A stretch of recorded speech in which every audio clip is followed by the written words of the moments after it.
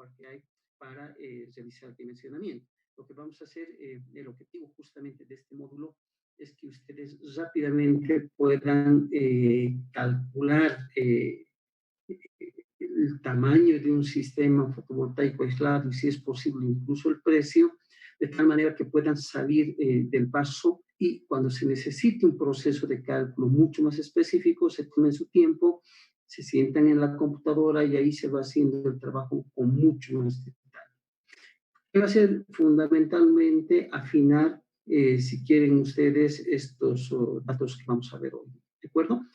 Bien, creo que estamos, a ver, prácticamente todos los que tenemos que estar, entonces vamos a empezar. Creo que es importante, aunque creo que la mayoría tiene formación en ingeniería, pero sí algunas personas que quizás no son del área eléctrica exactamente, creo que lo que vamos a manejar para este cálculo, para el proceso de cálculo, es los temas de voltaje corriente sobre todo, y la mejor manera de entender cómo funciona el voltaje, la corriente, lo que es una resistencia, creo que es con esta analogía de lo que significa un tanque de agua. Voy a detener el video por si acaso para tener mejor ancho de banda.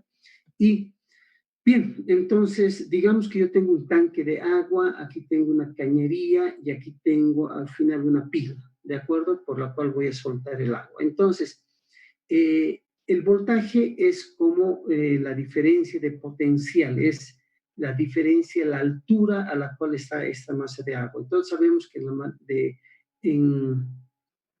de manera que esta masa de agua esté mucho más arriba, va a tener una mayor energía potencial. Entonces el voltaje, si quieren ustedes, va a ser más grande. La intensidad de agua, que sería equivalente a la corriente eléctrica, es la cantidad de agua que se va a desplazar por esta cañería. ¿De acuerdo? Entonces, en la medida que esta cañería sea más angosta, o sea, tenga un diámetro mayor, seguramente va a circular una mayor corriente de agua. Por tanto, un mayor flujo de agua, por tanto, haciendo una analogía, va a circular una mayor corriente eléctrica. Entonces, habíamos dicho ya en algún momento el día de ayer que la resistencia a que fluye el agua depende fundamentalmente del área de la sección por la cual se atraviesa, la resistencia a la corriente eléctrica depende del área que tengamos del conductor y del largo, ¿no? Entonces, en la medida que este conductor sea más largo y este conductor sea más angosto, con seguridad que va a fluir con más resistencia el agua.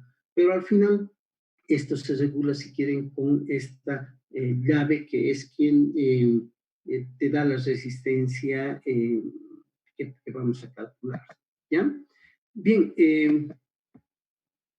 con eso podemos ver ya de una manera un poquito más acercada a lo que estamos viendo, a lo del curso. Por ejemplo, si yo tengo aquí una batería de 12 voltios, esta batería es la batería que almacena la energía.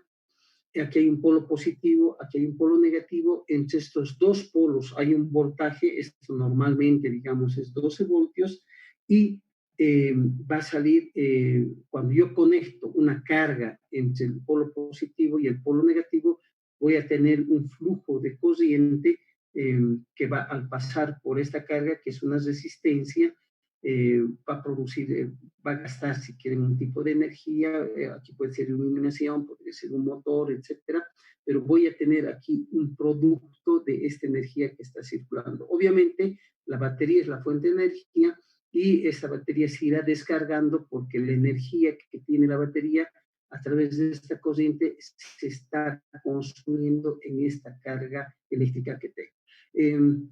Si bien las convenciones dicen que la corriente va de masa, del flujo, del polo positivo al polo negativo, normalmente la circulación es al revés, ¿no? Pero esas son las convenciones. Entonces, ¿en qué se mide el voltaje? El voltaje, hemos visto, se mide en voltios, la corriente la medimos en amperios, la resistencia la medimos en ohms. Entonces, desde ese punto de vista, ¿qué es la potencia? La potencia que hemos visto es en la primera clase, es la cantidad de energía que se consume, que se gasta por unidad de tiempo, ¿ya? La potencia tiene como unidad los vatios, los watts, ¿ya? W es normalmente el símbolo de la potencia. La potencia eléctrica se la calcula multiplicando el voltaje por la intensidad. El voltaje tiene que estar en voltios y la intensidad tiene que estar en amperios. Entonces, si yo tengo estos dos datos de cualquier carga, el voltaje y la corriente que consume, puedo automáticamente calcular la potencia. ¿De acuerdo? Entonces, si doy un salto rapidito, ¿qué sería la energía? Me decía aquí que la energía la potencia es la energía que se gasta por unidad de tiempo, por tanto, la energía es la potencia por el tiempo que yo voy a utilizar esta carga. Entonces, fíjense, al final yo puedo calcular la energía si tengo la potencia que esté en vatios, multiplico por el tiempo de uso y esa va a ser la energía. Y la potencia, a su vez, si no está el dato, tengo el voltaje y la corriente. Entonces, al final, la energía yo la podría calcular multiplicando el voltaje de una carga por la corriente que va a consumir esa carga, por el tiempo que va a estar funcionando esa carga, y ese es el dato de energía. ¿De acuerdo? Ahora, el tiempo puede estar en segundos, puede estar en horas, puede estar en días, puede estar en años. Normalmente estamos usando como la hora, ¿ya? Si ustedes han visto sus facturas de luz, nos facturan en kilovatios hora. Entonces, quiere decir que esta potencia no está en vatios, está en kilovatios, son unidades multiplicadas por 1000, y el tiempo fundamentalmente es hora, ¿de acuerdo? Entonces, creo que ese sería fundamentalmente el avance. Solo una consulta, me indican aquí que no se está escuchando bien, ¿podrían darme retorno? ¿Se está escuchando razonablemente bien? ¿No? Sí, ingeniero, se escucha bien. Se escucha bien. Se escucha bien. Se escucha bien. Perfecto. Sí, ya se está escuchando, ya está escuchando bien. Entonces, si había algún problema de sonido, se ha superado. ¿Ya? Bien. Entonces, tenemos la potencia, tenemos la energía, tenemos el voltaje, tenemos la corriente. Aunque esto puede ser abstracto entre el grupo de gente que tenemos, como les repito, una gran mayoría tienen base de ingeniería, pero no todos necesariamente en el área eléctrica, pero todos hemos pasado alguna vez por la física, hemos pasado por estas materias de electrotecnia y algo nos tenemos que acordar. Entonces, la potencia, les digo, voltaje por corriente, voltaje por intensidad. El voltaje, este valor tiene que estar en voltios y esta unidad tiene que estar en amperios. Muchas veces aparecen miliamperios, por ejemplo, pero miliamperios son es el amperio dividido entre 1000, ¿no? Por eso es miliamperio. Y una vez que yo tengo la potencia y multiplico por el tiempo, tengo la energía. Pero ojo, el tiempo siempre de preferencia, no, yo digo siempre debería estar en horas, sobre todo para estos cálculos que vamos a hacer. Bien, ¿cuál es la base para dimensionar un sistema fotovoltaico? La base es lograr un balance adecuado entre la demanda de electricidad que tengamos para focos, para celulares, para radios, televisores, lo que tengamos nosotros aquí, respecto a la oferta de la energía solar que tenemos en el lugar. Entonces, si mi demanda es electricidad, yo tengo que ver cuánta energía necesito y esa cantidad de energía tengo que balancearla, si quieren, con el potencial solar de la zona, que tengo que traducirlo y tengo que obtener esa energía, transformarla a través de los paneles solares y lograr un equilibrio. Si no logro ese equilibrio, el sistema no está bien, no va a funcionar. Bueno, puedo tener mucha más energía solar de la que necesito, poner, por ejemplo, un sistema sobredimensionado con muchos más paneles, y claro, voy a tener un exceso de energía que no lo voy a gastar. Al revés, puedo tener mucha carga y muy poca energía, entonces si las cargas pesan más que la energía que voy a entregar, que voy a captar del sol y la voy a entregar, lo que voy a tener es un sistema que no me va a satisfacer completamente. Ahora, hay que lograr este equilibrio y este equilibrio significa ser bastante cuidadoso y bastante racional al momento de elegir las cargas, de asumir las cargas, de poner un tiempo de funcionamiento en las cargas. Solo como un dato, creo que muchos también, muchas de las personas que están, he visto varios grupos de ingenieros, profesionales que los conozco del sector eléctrico, muchos han trabajado en el área de electrificación rural. Y a veces vamos a las comunidades que no tienen energía y les decimos, bueno, vamos a echar energía solar o por red. ¿Necesitas energía? Sí, necesito, te dice, ¿no? ¿Para qué? Para tener luz, televisión, radio, etcétera. ¿Refrigerador? Sí, voy a comprarme un refrigerador. Perfecto, ¿no? ¿Y necesitarías por otras cosas? Sí, para una bomba de agua, un molino, maquinaria, yo siempre voy a trabajar, etcétera. Entonces, a veces la gente es muy expresiva y nosotros mismos en las demandas que tenemos, pero llegado el momento, pasa el tiempo y uno ve que la persona no se compró la bomba de agua, la persona no ha puesto una carpintería que decía que iba a poner, la persona no se ha comprado el molino que quería, apenas he puesto un televisor, refrigerador, le parece muy caro porque consume energía, etcétera. Entonces, muchas veces nos sobredimensionamos, sobreestimamos lo que necesitamos respecto a lo que vamos a tener y eso nos puede generar un desbalance. Con la red eléctrica, mal que mal, no es un problema porque si el día de mañana yo decido comprarme un molino, lo enchufo y va a funcionar. La red se considera como una fuente de energía prácticamente infinita, le puedo pedir lo que yo quiera dentro de ciertos rangos, obviamente. Pero si yo estoy usando energía solar y voy a poner una cantidad de paneles solares aquí, me va a dar la electricidad que me den el número de paneles solares que ponga. Si yo le pido más, no me va a dar más. Y si yo pongo demasiados paneles solares, voy a tener un exceso y eso es dinero botado que se va a estar asoleando. Entonces, a eso me refiero con este concepto básico de lograr un balance adecuado y bastante realista de lo que voy a necesitar. Ojo, sí hay que ser cuidadosos. Si veo que va a crecer la demanda en un año, 2 años, etcétera, puedo prever eso, ¿de acuerdo?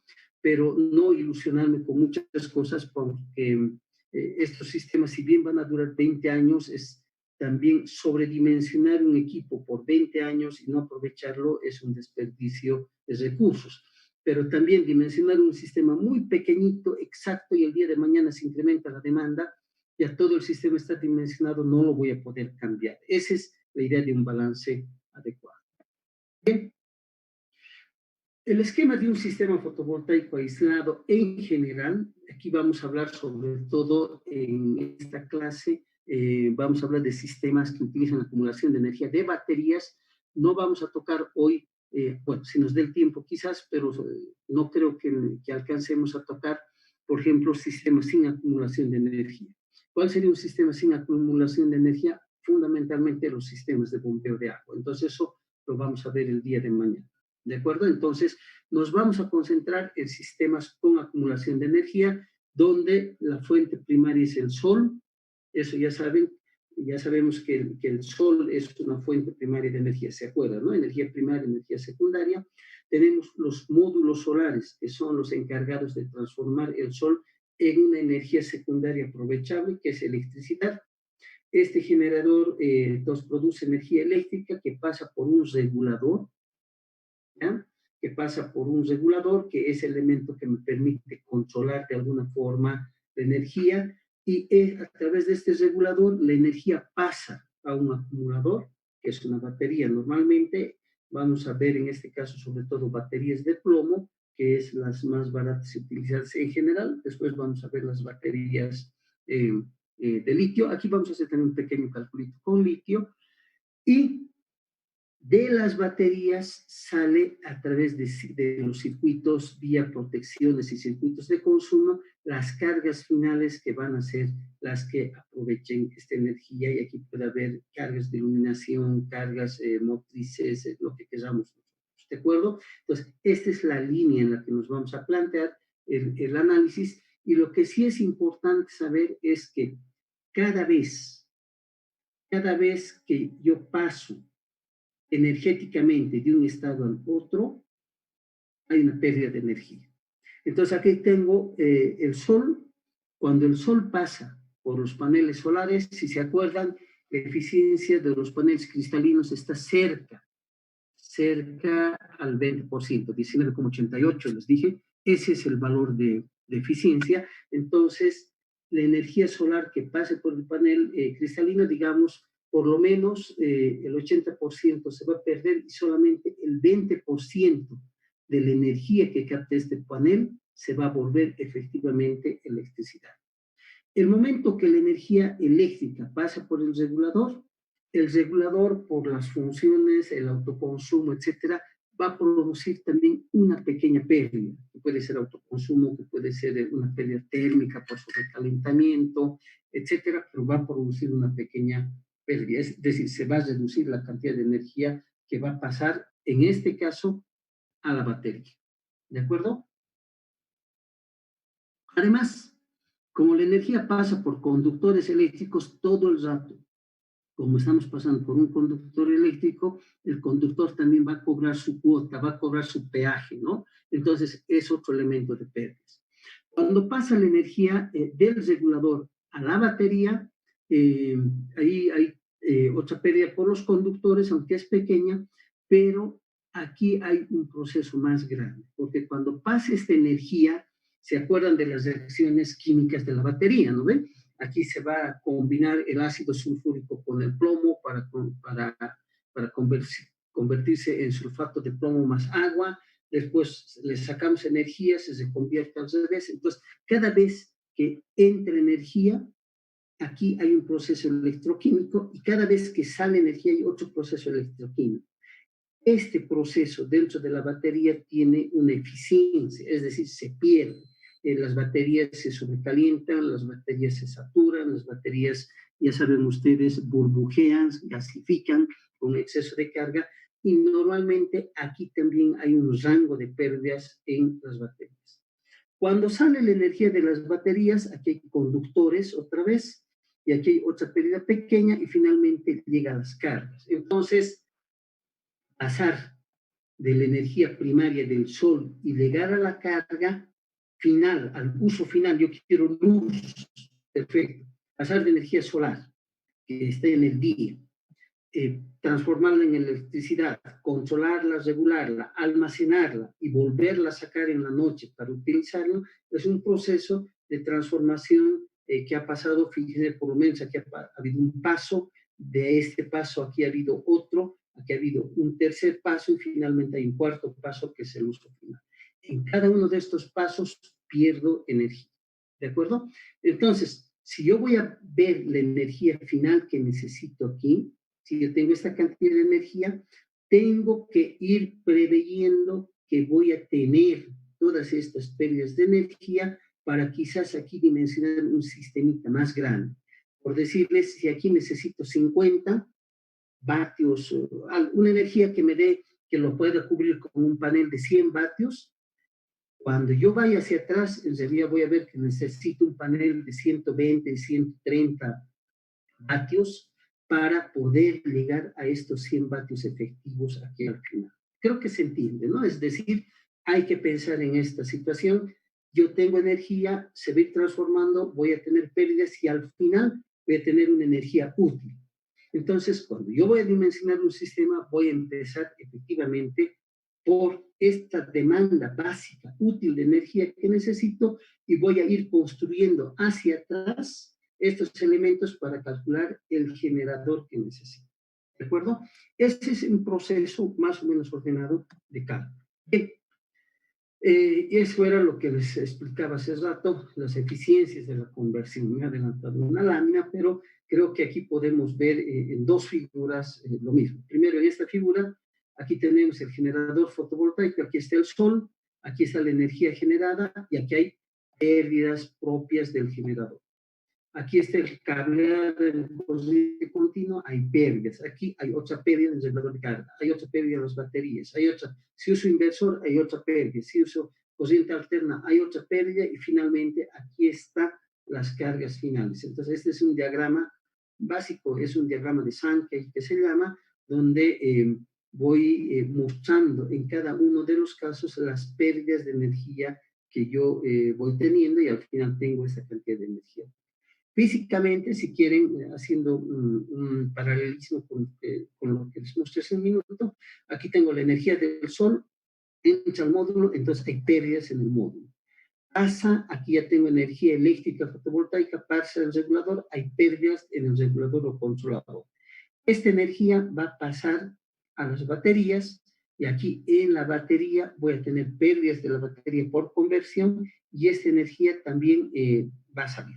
Hay en algunos casos excesos de energía que pueden pasar directamente del controlador hacia las cargas, ¿de acuerdo? Puede darse este caso. Imagínense que la batería está completamente cargada y yo tengo una demanda de energía. No necesariamente toda la energía va a salir de la batería, sino puede ser que una gran cantidad de energía, una pequeña parte de energía pase directamente del regulador a los conversores de energía o a las cargas directamente donde yo necesito. Pero si uso un conversor de energía, hay pérdidas en el conversor y al final aquí tengo una cantidad de energía disponible que efectivamente va a las cargas. ¿De acuerdo? Entonces, estos elementos son importantes de conceptualizarlos.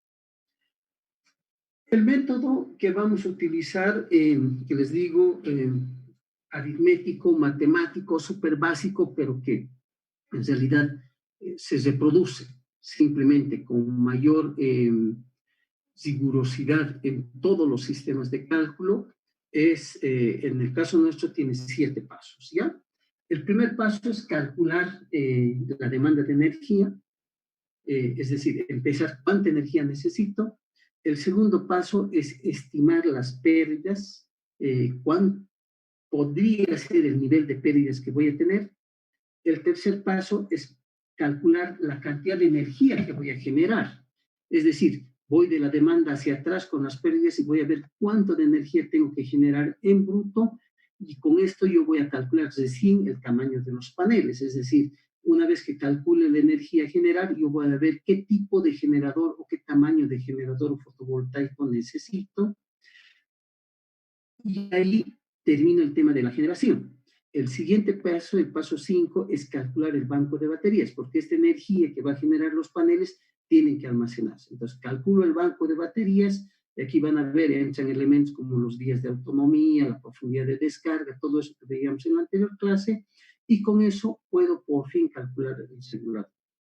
Calculo el regulador y finalmente termino calculando los conductores que vamos a necesitar para conducir la energía en todo este sistema. Entonces, son 7 pasos,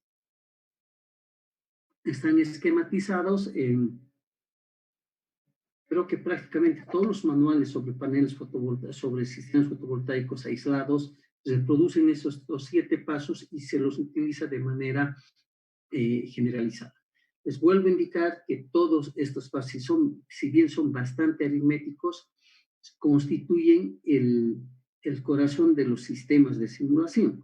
Lo que pasa es que el cálculo que vamos a hacer nosotros, que vamos a ver ahorita, que representa un cálculo puntual para una situación específica, yo la puedo reproducir n veces, hora a hora, minuto a minuto, durante todo el día, considerando ya las variaciones particulares del panel fotovoltaico, de la temperatura ambiente, lo que ustedes quieran, pero ahorita lo que vamos a hacer es un cálculo de manera específica.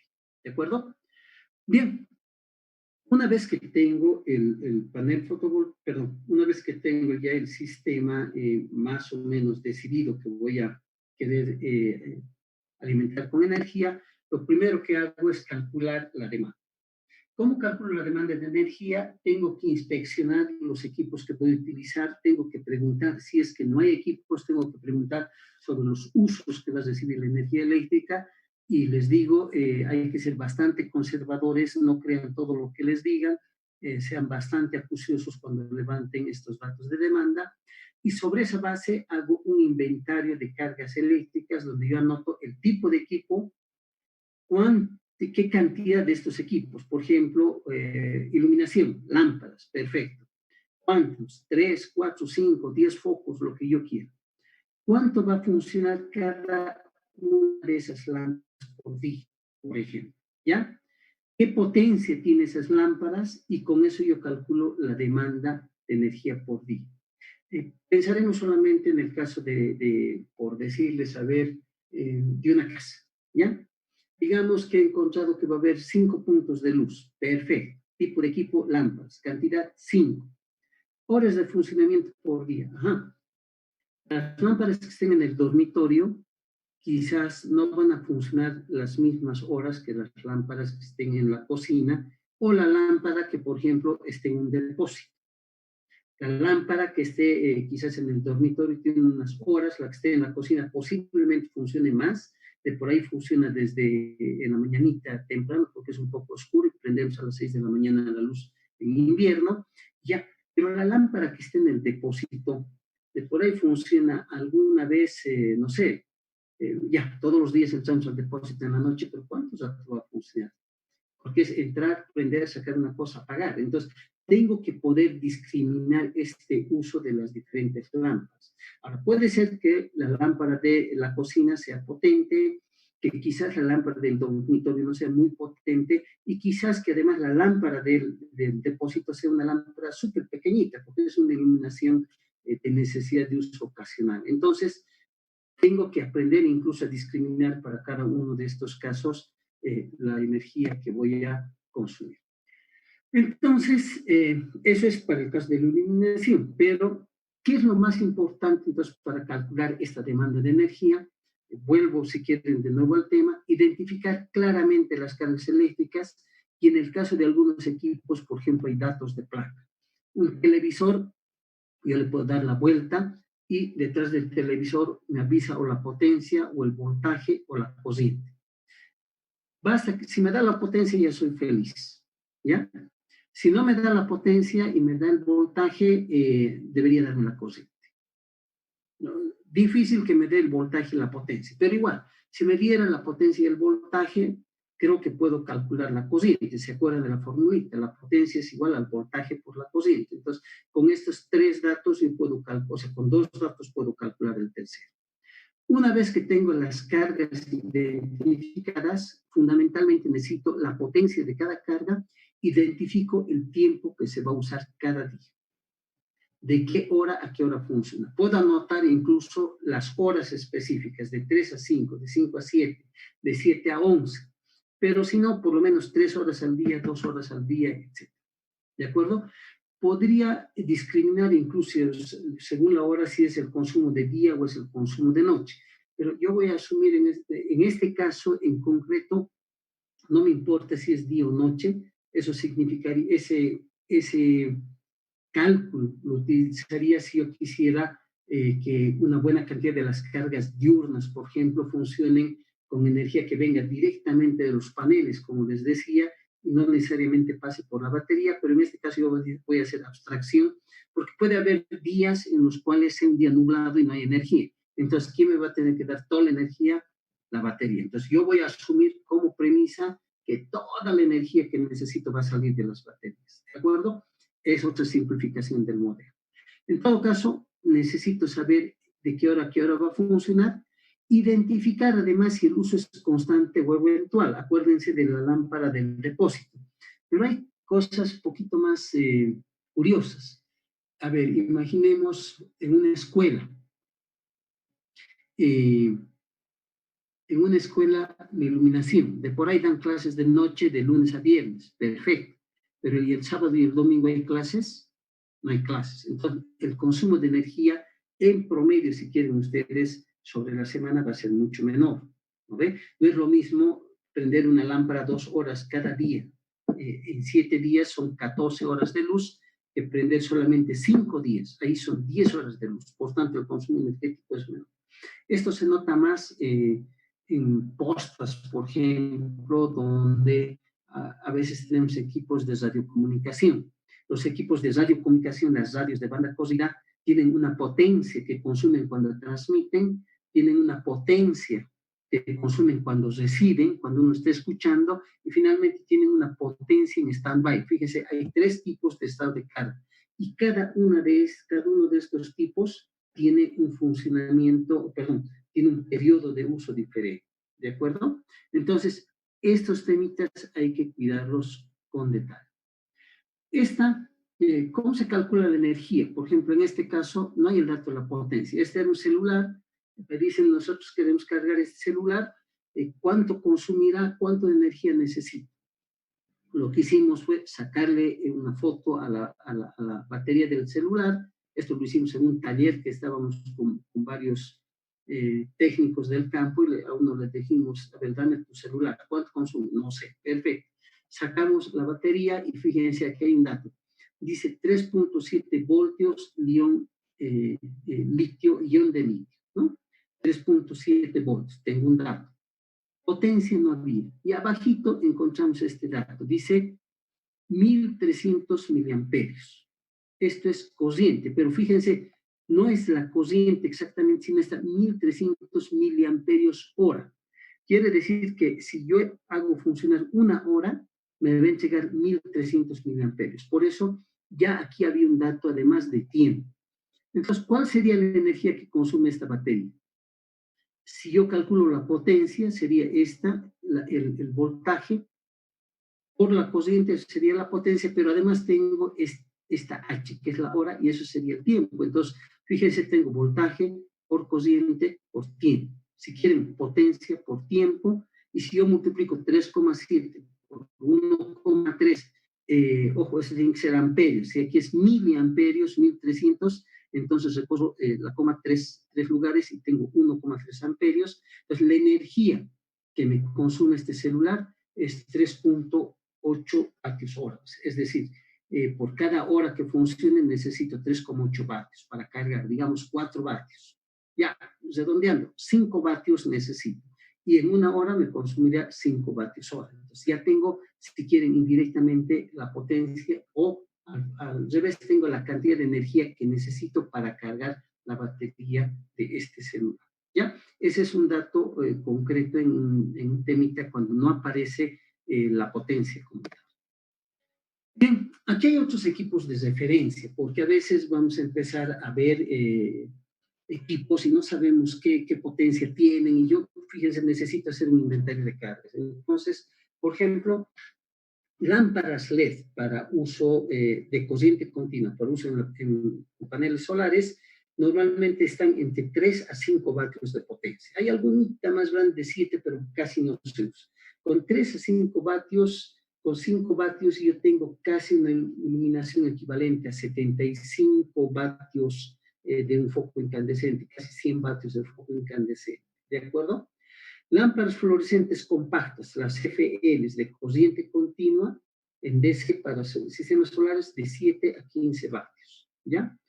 Una radio pequeña, esta no es una radiograbadora pequeña, estoy hablando de un equipo que sea del tamaño de una laptop, un poco más chiquita, digamos, en un equipo de sonido de estos que usan para hacer fiestas, sino una radiograbadora pequeña, normalmente consume de 5 a 15 vatios, una radiecita de mesa.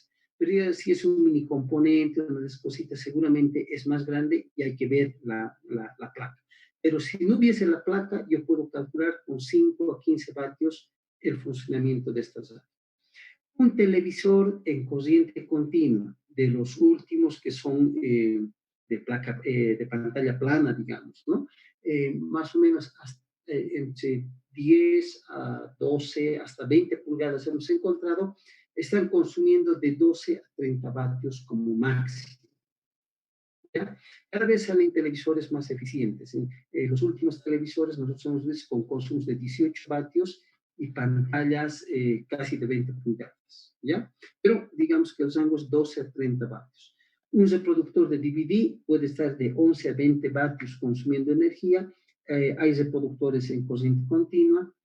Una computadora portátil, una notebook como las que tenemos, consume más o menos 60 vatios de potencia. Una impresora pequeña de estas Canon, de tinte, etcétera, consume como 25 vatios. En ambos casos es posible encontrar los adaptadores de voltaje para que la computadora directamente la podamos cargar.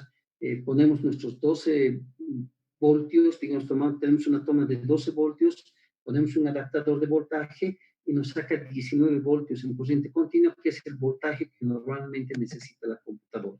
Así no pasamos por poner un inversor, ¿no? Porque ahí tendría que poner un inversor de 12 voltios a 220, con los 220 voltios enchufo el cargador de mi computadora para volver a pasar los 220 voltios alternos a corriente continua a 19 voltios y recién cargar la batería. Entonces ahí es mejor encontrar un adaptador DC-DC, en este caso un elevador que pase de 12 a 19 voltios. Estos equipos hay. Lo mismo para las impresoras. Todas las impresoras, al igual que todos los computadores, en realidad funcionan en corriente continua. Nosotros hemos hecho una adaptación con Paulo, si no me acuerdo mal el nombre. Él era un pasante de mecatrónica de la Universidad Católica y desarmó una impresorita de estas de tinta y construyó creo con 18 bolivianos el adaptador para que funcione directamente con corriente continua a 12 voltios, ¿no? Entonces, con 20 pesitos, si quieren, la impresora funcionaba tranquilamente con una batería de litio de 4 amperios hora. Un refrigerador de alta eficiencia para vacunas consume más o menos 70 vatios y un refrigerador doméstico entre 150 a 200 vatios. Estos son en corriente continua. ¿Cuál es el tema cuando hablamos de refrigeradores?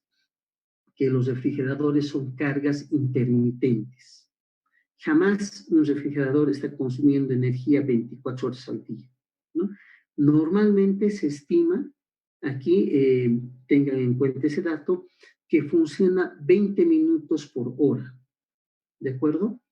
Si no vamos a abrir mucho el refrigerador, incluso de por ahí 15 minutos por hora, pero de 15 a 20 minutos por hora es el tiempo que se considera de funcionamiento para un refrigerador en condiciones normales, más allá de la potencia, ¿no? Entonces, eso, fíjese, esta es una carga intermitente. Entonces, cuando ponga las horas de funcionamiento de un refrigerador, funciona las 24 horas, pero no funciona las 24 horas de manera continua, sino de manera intermitente, digamos 15 o 20 minutos cada hora. Un horno microondas, en algún caso alguien nos ha pedido un horno microondas, ya funciona en 220 para poner con un inversor, pero este consume de 700 a 1000 vatios, a 1 kilovatio tranquilamente, y también nos han pedido en algunos casos purificadores de agua con luz ultravioleta. En estos casos incluso hay equipos de corriente continua que consumen aproximadamente 12 vatios, que son básicamente lámparas fluorescentes de corriente continua UV, ¿no? Incluso ahora, si ustedes han visto, hay mucha proliferación de sistemas de UV, ultravioletas, para desinfectar superficies, etcétera, por el tema del coronavirus. Entonces, de por ahí estas lamparitas UV podrían tener otra utilidad en el área rural, ¿no? También para desinfectar, no sé, costas sanitarias, escuelas, etcétera. Pero este es el detalle que más o menos vamos a ver cómo podríamos activar, ¿ya? En el caso, a ver, hay alguna pregunta por ahí, las podemos contestar rápido. Dice, ¿qué hacemos en el caso que tengamos una demanda AC constante a lo largo del día? Por ejemplo, un refrigerador, un ventilador comercial. Bueno, del refrigerador comercial, etcétera, yo les diría, es mejor poner siempre uno en DC, pero si hay una carga en AC, hay que poner un inversor, ¿no? Y el inversor es una carga más, entonces no es mucho problema, ¿de acuerdo? Para el refrigerador. Televisores comerciales es lo mismo, entonces compramos un inversor, asumimos la potencia y afectamos a todo esto por la eficiencia del inversor. Duchas eléctricas y jacuzzi, jamás, eso es un pecado. Jamás pondría duchas eléctricas con sistemas fotovoltaicos. Una ducha eléctrica tiene más o menos 5 kilovatios de potencia. Entonces, imagínense 5 kilovatios de potencia, es 5 por 2, 10. El vatio instalado, digamos que esté a 2 a 3 dólares, son 5.000 por 3.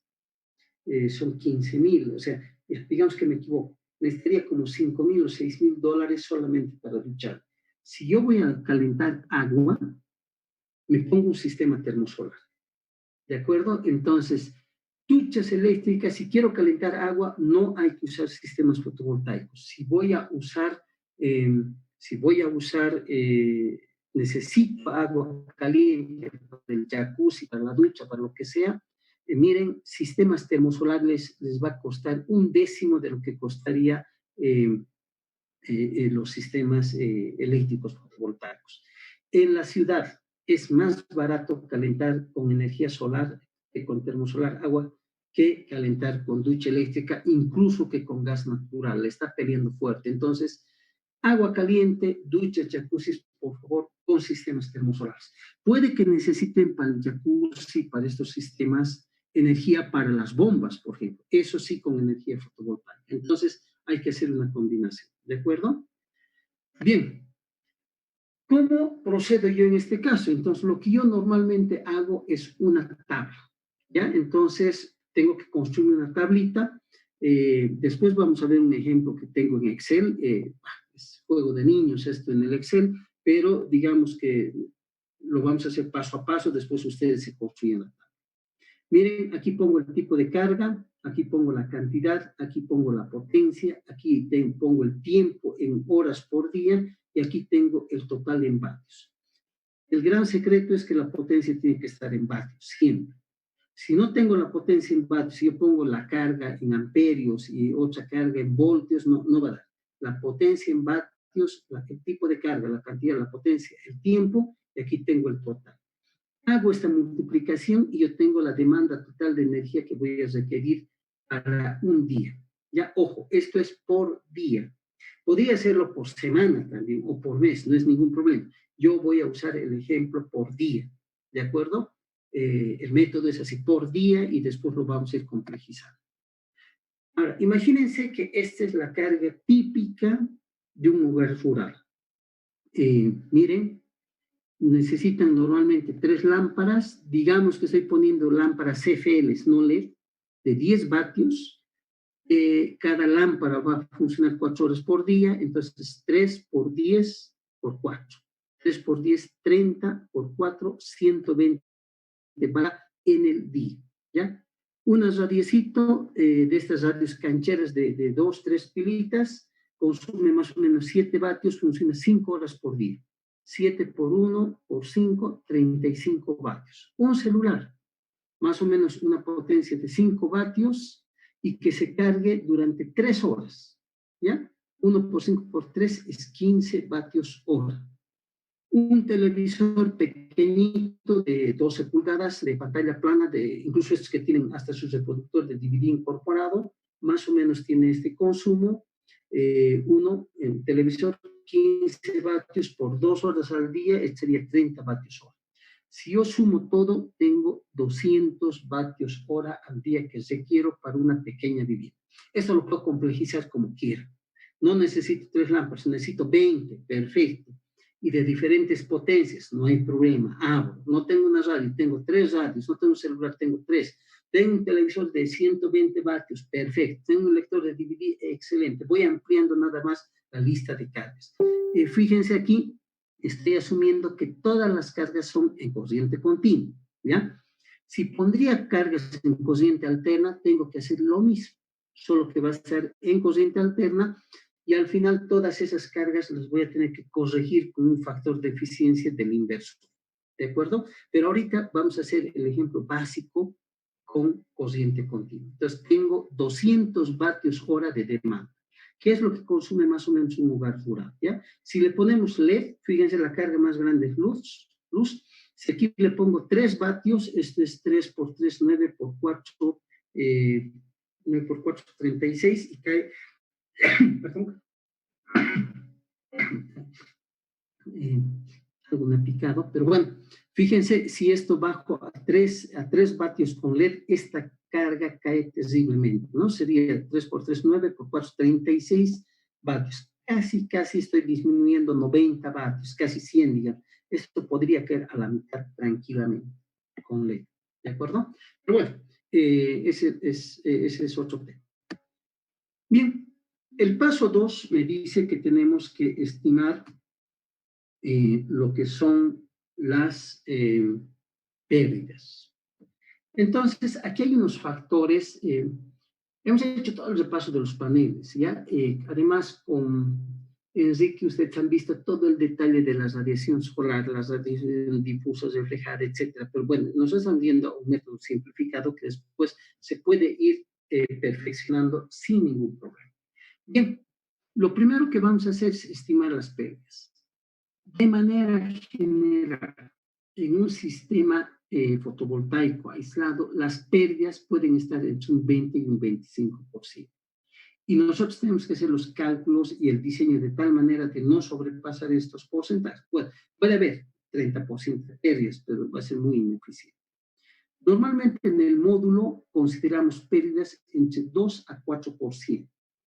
Ustedes dirían, ¿qué pérdidas de qué en el módulo? Porque en el módulo ya está la eficiencia. O sea, más allá de la eficiencia, el módulo tiene, por decir, 19,88% de eficiencia y eso quiere decir que si le cae 100 vatios de energía solar al módulo, el módulo debe entregar 19,88 vatios. ¿No ven? Ese es el rendimiento del panel.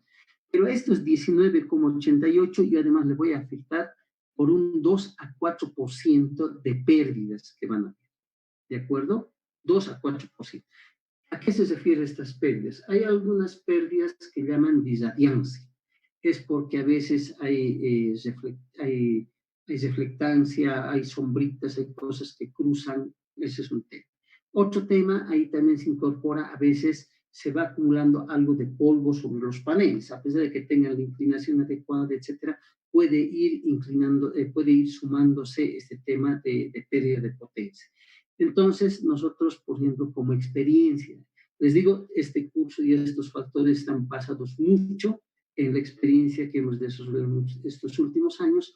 Si yo voy a estar en una zona ventosa, con harta tierra, voy a irme, le voy a poner al módulo 4% de pérdidas sobre lo que me va a generar, porque esto se va a empolvar, etcétera, y a pesar de que hay que lavarlo, hacer el mantenimiento, voy a tener pérdidas más altas. Y en otros casos, por ejemplo, hemos puesto paneles en la ciudad de La Paz, dentro de la ciudad. No hay tierra, no hay polvo, etcétera. Ya 2% de todas maneras de pérdidas para corregir un montón de cosas, ¿de acuerdo? En los cables yo debería cuidar, cuando haga el cableado, no exceder jamás el 5% de pérdida. Entonces, si voy a hacer un dimensionado cuidadoso de los cables, e incluso puedo poner, me sale, no sé, 12 ABWG y voy a poner número 10, un cable un poquito más grueso, y voy cuidando estos detalles, con seguridad que voy a estar en el 3% de pérdidas. Pero si me manejo con tablas muy justitas y en algún caso estoy al límite, puedo pensar en 5. En baterías, normalmente las baterías tienen una eficiencia de conversión del 85%, pero dependiendo del tipo de batería, el clima, etcétera, puede estar entre 14 y 18% de pérdidas, ¿ya? ¿Cuándo tendría pérdidas más altas? Sobre todo cuando estoy en zonas tropicales con temperaturas más altas. Una temperatura más alta, saben ustedes que va, si bien mejora mucho la conversión electroquímica, pero baja un poquito la eficiencia en general y aumentan las corrientes de fuga. Y además, ese es el otro tema. Para esto la batería debería estar sobre una superficie, una base de madera, por lo menos, que evite corrientes de fuga.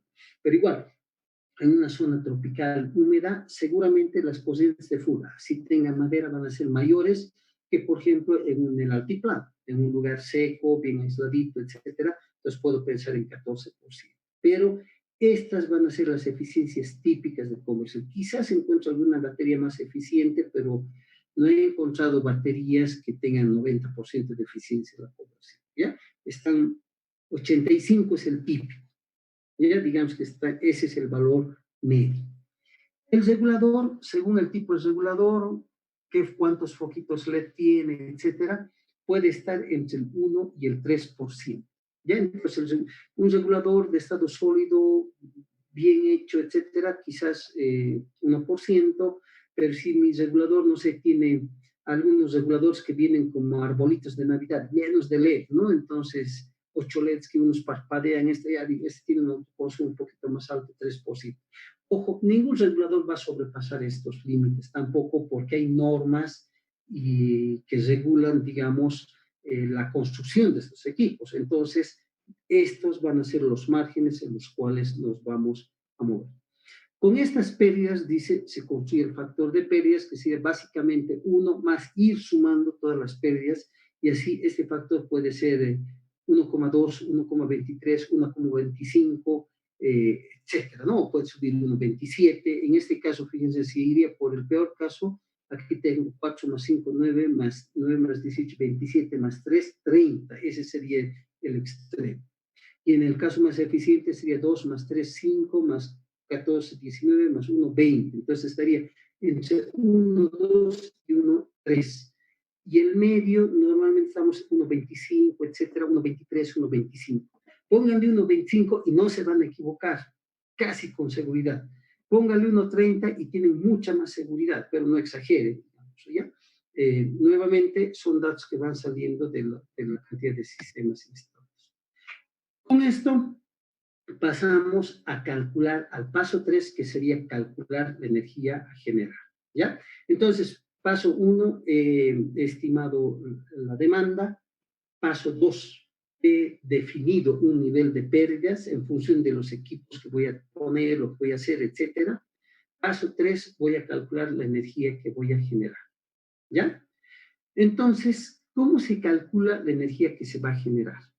Dice, se multiplica la demanda total de energía diaria que vamos a requerir por el factor de pérdida. ¿Se acuerdan? Entonces, la demanda que tengo, le voy a sumar todas esas pérdidas ahí, para después estas ir cargándolas al generador. Bien, entonces ED es la energía diaria a generar, FP es el factor de pérdidas, y para nuestro ejemplo, nuestra demanda era 200 vatios hora. Si el factor es 1,25, si multiplico 200 por 1,25, la demanda, la energía que necesito generar es 250 vatios hora día. Entonces, fíjense el efecto de las pérdidas, ¿no? 200 es lo que necesito, pero tengo que generar 250 para llegar a 200 efectivos en el momento de las cargas. Bien, estamos a las 8:30. Les pediré 4 minutos para que nos estiremos y tomemos algo y yo aclare también un poquito la garganta. Y nada, en 4 o 5 minutos nos volvemos a encontrar. ¿De acuerdo?